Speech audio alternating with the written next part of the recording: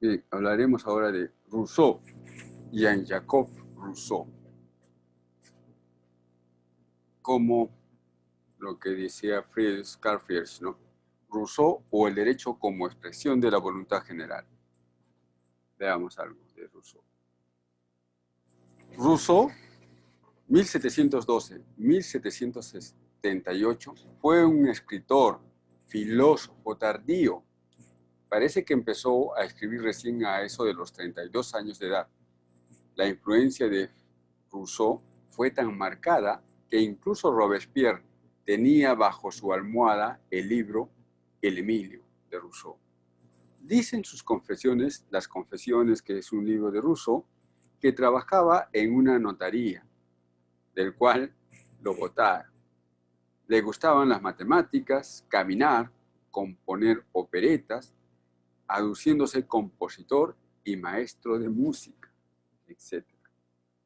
Pero uno de sus mayores aportes al pensamiento moderno de Rousseau fue su libro El contrato social, donde afirmaba que el mejor sistema de gobierno solo podía provenir de un contrato social, a través del cual las gentes cederían parte de su libertad para que el Estado los gobierne, pero el Estado les devolvería su libertad y sus derechos a través de normas que los ciudadanos hubieran otorgado el poder de dar. El planteamiento fundamental de Rousseau es el siguiente, cito: el hombre nace bueno, pero la sociedad lo corrompe. Cierro cita. El problema así planteado proponía un imperativo primario. ¿Qué debería hacerse para mantener al hombre en ese estado, o sea, de bueno? Rousseau respondía: educarlo, desarrollar el estado natural del hombre, empezando por enseñarle al hombre la vida, la naturaleza, y luego más tarde, a los 15 años promedio, se le podía introducir en los libros. Primero era necesario hacerles conocer la vida para luego hablarles de ello. Cito: la idea de Rousseau era poner al niño en contacto directo con la vida, con la naturaleza, antes de llevarlo a concebir ideas acerca de la vida y de la naturaleza. Rousseau propone que los hombres sean lo que puedan ser y no lo que la sociedad les impone ser. El hombre se desarrollará mejor si sigue sus instintos naturales y podrá llegar a ser feliz. Cada cual, según Rousseau, debe llegar a ser lo que puede ser. Para tal fin, los padres y maestros no deben manipularlos, sino ayudarlos a crecer, diría Rousseau. Rousseau piensa que el hombre ha nacido libre, pero en su condición natural, es decir, de hombre sin normas y reglas, no podría conducirse y supervivir, puesto que en el orden natural, el más fuerte sería el triunfador. Explicando la teoría de Rousseau, Claudio Dupas-Pasquier escribe, sí, el hombre ha nacido libre, pero el estado de naturaleza no podría ser mantenido, pues ello sería el triunfo del más fuerte. Para su protección mutua, los hombres están obligados a asociarse. Pero, ¿cómo? El problema consiste en hallar una forma de asociación que defienda y proteja con toda la fuerza común la persona y los bienes de cada asociado, y por lo cual cada uno, uniéndose a todos, no obedezca, sin embargo, más que a sí mismo y quede tan libre como antes. Cierro cita. Esta forma es a través del contrato social, dice Rousseau, que permitirá a los hombres depender de sí mismos, pero a la vez otorgar poder a un Estado soberano que se encargue de proteger los derechos de los ciudadanos. El Estado formado tendrá como fin el bien común. Hay que cumplir además con la voluntad general, que será el sustento de la formación y conservación del Estado. El derecho positivo está dirigido a realizar automáticamente la utilidad pública. El Estado tiene poder absoluto sobre el individuo, pero el individuo solo ha cedido la parte de su derecho que interesa a la comunidad, que es en beneficio del bien común. Rousseau explica que el hombre, en un principio, en el estado de naturaleza, vivía libre y era bueno, pero con la civilización se corrompe. Dicho de otra forma, se corrompe su estado natural. Al imponerse los hombres fuertes sobre los débiles y cercar sus tierras, expresando su posición, se dio entonces inicio a la propiedad y a la infelicidad, al menos de los que no los poseían. Es el inicio de la desigualdad, piensa Rousseau. Para remediar estos males, era preciso retornar al estado de naturaleza, como ya dijimos, pero como no es posible, se establece un medio que garantice la seguridad de todos. Este es el contrato social, como también ya dijimos, ¿no? Sin embargo, esta fue una afirmación de la necesidad racional de ordenar jurídicamente a los hombres.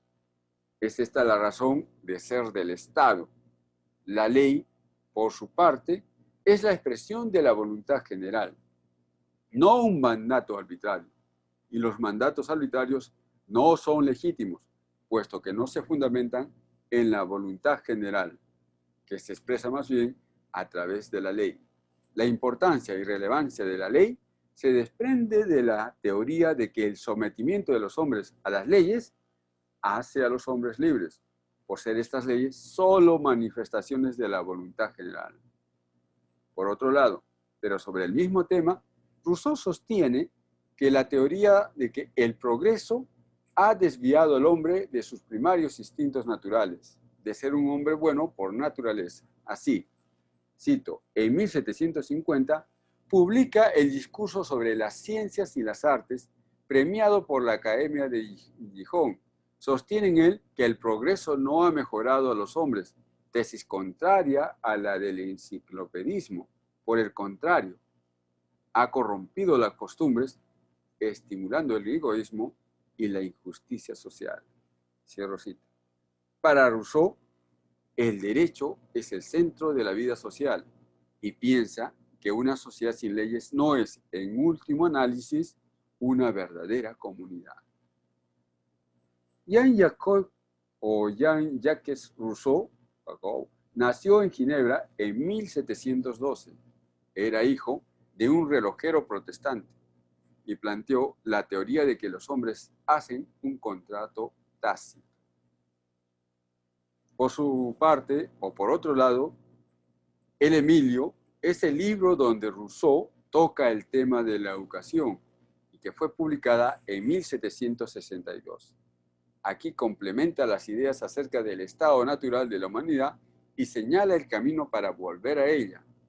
Una de las ideas claves es el método que tiene entre sus ideas claves la vuelta a la naturaleza del hombre. En El Emilio, Rousseau escribió su pensamiento sobre la educación y es por esto que se le considera como el padre de la pedagogía. Sin embargo, valga la paradoja, se sabe que abandonó a sus hijos en un hospicio. Sobre Rousseau también cuentan que una vez le metieron en un cuarto. Al cabo de unos instantes apareció una hermosa joven, muy, muy bella, y estaba desnuda. Esta mujer solo tenía un defecto casi imperceptible al deslumbramiento de su belleza. Le faltaba a esta mujer un pezón o un pezoncito.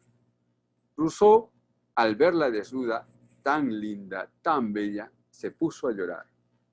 No era que no le gustaban las mujeres, sino que le gustaban demasiado, y su alma noble y sensible le venció en llanto. Por otro lado, El contrato social, que es otro libro de Rousseau, fue publicada en 1762. Es una obra considerada capital en la evolución histórica del derecho político, basada no solo en la teoría que expresaba, sino en la influencia que ejerció en la época previa a la Revolución Francesa. El hombre, en su estado de naturaleza, hace un contrato tácito que da origen a la sociedad y también al Estado. Hay acuerdo de voluntades y el individuo se somete por libre consentimiento a las leyes emanadas de la voluntad general. Sin embargo, Rousseau fue incomprendido y sus obras fueron quemadas.